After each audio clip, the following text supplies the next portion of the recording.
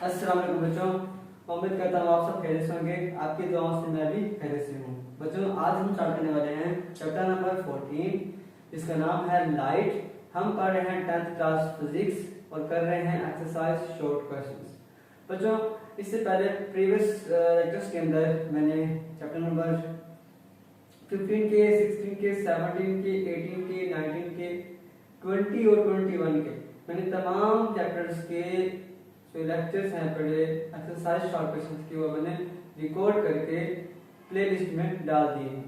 तो उम्मीद करता हूँ कि आप वो ज़रूर देखेंगे और कोई चीज़ समझ नहीं आती तो आपने कमेंट सेक्शन में उस क्वेश्चन का नंबर लिख देना है। तो बच्चों इस चैप्टर के अंदर सबसे पहला जो क्वेश्चन है पड़ा वो है what happens when light passes from air to water। What happens क्या होगा when light passes from air to water। जब लाइट जो है वो एयर से वाटर की तरफ पास होगी, मतलब वहां से गुजरेगी। जब जो लाइट है पड़ी वो हवा से पानी की तरफ जाएगी तो क्या होगा, क्या इफेक्ट पड़ेगा, क्या असर पड़ेगा। तो बच्चों when light passes from air to water, जब लाइट जो होती है पास करती है किससे, एयर से वाटर की तरफ, तो क्या होता है बच्चों, तो it slow down and bends toward the normal. तो बच्चों वो जो लाइट है वो थोड़ी स्लो हो जाती है और बेंड हो जाती है अपने नॉर्मल एंगल पर। अब बच्चों नॉर्मल एंगल क्या होता है, नॉर्मल एंगल को 90 एंगल कहते हैं। जैसे ही लाइट क्या करेगी बच्चों, हवा से इधर इंटर होगी इसके अंदर, पानी के अंदर, तो क्या करेगी वो थोड़ी सी मुड़ जाएगी, बेंड हो जाएगी। बेंड क्यों हो जाएगी, क्योंकि उसकी जो स्पीड है वो थोड़ी स्लो हो जाएगी। This bending of light is called refraction. तो बच्चों इस बेंडिंग ऑफ लाइट को कहेंगे रिफ्रैक्शन। क्या बोलेंगे, रिफ्रैक्शन बोलेंगे। जिसके अंदर जब लाइट जो है एक मीडियम से दूसरे मीडियम में दाखिल होती है और वो अपने रास्ते से नॉर्मल 90 के एंगल पर मुड़ जाती है, तो इस अमल को bending of light means refraction कहते हैं। ठीक है बच्चों। इट हैपेंस इसलिए होता है बच्चों बिकॉज वाटर इज डेंसर। जो वाटर है वो क्या है, डेंसर है देन द एयर, एयर से। वाटर क्या है, डेंसर है देन द एयर, एयर से। 2 है बच्चों, define refractive index. What is refractive index of air and water. बच्चों रिफ्रैक्टिव इंडेक्स क्या होता है और एयर का और वाटर का रिफ्रैक्टिव इंडेक्स कितना है ये हमने जानना है। तो बच्चों रिफ्रैक्टिव इंडेक्स की तारीफ क्या है, defined as the ratio of the speed of light in air vacuum c. ये क्या होती है बच्चों, ये हमारे पास रेशियो होती है, निस्बत होती है of the speed of light in air, air में। स्पीड ऑफ लाइट किसके अंदर, हवा के अंदर। Vacuum c to the speed of light in the given medium v. ठीक है, ये एक रेशियो होती है। ठीक है, एक रेशियो होती है, किसके दरमियान होती है बच्चों, ये रेशियो होती है speed of light in air c with the speed of light in the medium के अंदर। ठीक है बच्चों। तो रिफ्रैक्टिव इंडेक्स का फार्मूला बच्चों ये होता है n = c/v। बच्चों रिफ्रैक्टिव इंडेक्स जो एयर की होती है वो 1 होती है, जबकि जो वाटर की होती है वो 1.33 होती है। बच्चों ये एमसीक्यूज में क्वेश्चन पूछ सकता है कि रिफ्रैक्टिव इंडेक्स एयर का या वाटर का कितना होता है।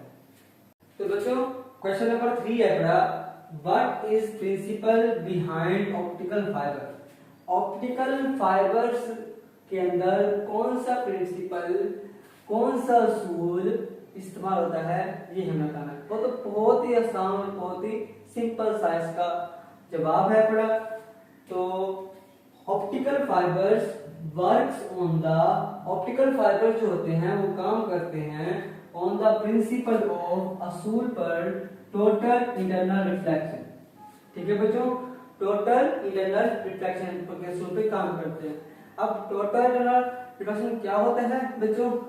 तो मतलब कि आपके पास एक रे है बड़ी, ठीक है, वो जब किसी भी ऑप्टिकल फाइबर में जाती है तो क्या होता है, वहां पर वो कुछ एंगल पर बार बार रिफ्लेक्ट होती है, ठीक है।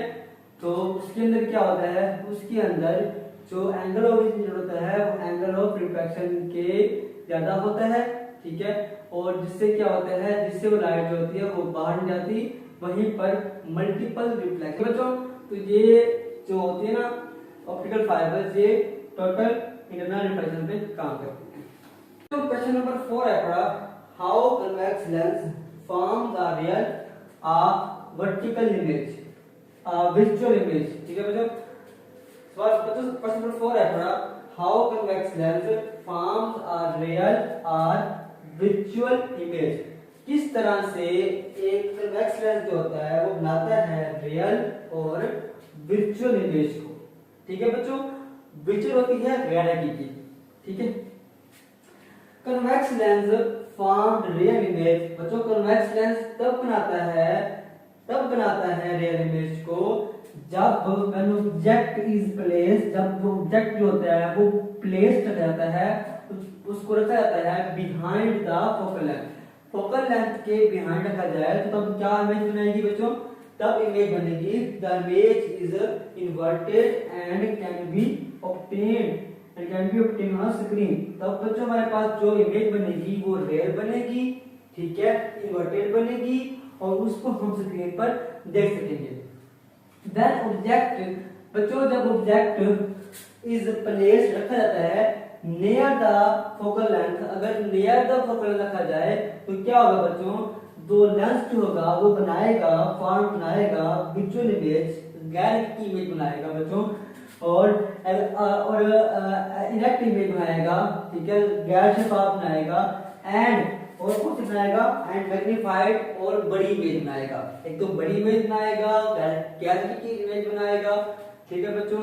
तो अगर करीब रखा जाए फोकल लेंथ के तो इमेज हमारे पास बड़ी आएगी, तो फोकल लेंथ के बिहाइंड थोड़ा सा पीछे रखते हैं तो क्या बच्चों इमेज आपको कैसे बनेगी, इमेज रियल बनेगी और स्क्रीन के ऊपर बनेगी। तो इसका 5 है बड़ा, how does power of lens relate to its focal length. बच्चों हमने पावर ऑफ लेंस को रिलेट करना है फोकल लेंथ के साथ। तो बहुत सिंपल है, power of lens is reciprocal of its focal length. बच्चों पावर ऑफ लेंस जो होती है वो हमेशा क्या होती है, रेसिप्रोकल होती है, मतलब उल्ट होती है ऑफ इट्स फोकल लेंथ के। पावर ऑफ लेंस जो होता है बच्चों वो हमेशा उल्ट होता है किसके, फोकल लेंथ के, ठीक है बच्चों। It is measured in metres. बच्चों हम पावर ऑफ लेंस को मेजर करते हैं मीटर्स में। तो इसका फार्मूला जो है बड़ा वो है P is equal to 1 over F। P is equal to 1 over F। मैंने इसका 6 है बड़ा, write Snell's law and define the terms used in the equation। बच्चों Snell's law होता है क्या है, the ratio of the sine of the angle of incident to the sine of the angle of the refraction। बच्चों ये एक ratio होती है किसकी, एंगल ऑफ साइन, ठीक है, साइन का एंगल ऑफ इंसिडेंट आने वाली ray to the sine of the angle of the reflection, मतलब टकराने के बाद जाने वाली रे, ठीक है जी, इसको बोलते हैं रिफ्रैक्शन, ठीक है जी यार। रिमेन्स कांस्टेंट दोनों क्या होते हैं, दोनों ही होते हैं कांस्टेंट होते हैं for specific pairs of media के लिए, ठीक है जी। एक स्पेसिफिक पेयर ऑफ मीडिया होता है उसकी लिहाज से स्नेल्स लॉ होता है। अब तो इसका जो फार्मूला होता है sin i बटा sin r is equal to n। और बच्चों यहाँ पे n क्या है, n is the refractive index है बटा of the second medium relative to the first. n बच्चों क्या है, ये एक रिफ्रैक्टिव इंडेक्स है सेकंड मीडियम के लिहाज से फर्स्ट मीडियम, ठीक है बच्चों। ये है क्वेश्चन नंबर 6। तो बच्चों उम्मीद है आपको इन तमाम क्वेश्चन की समझ आ गई होगी। तो आपने इन तमाम क्वेश्चंस को अच्छी तरह से देख लेना है और जिस क्वेश्चन समझ ना आए आपने उसके बारे में कमेंट सेक्शन में लिख देना है।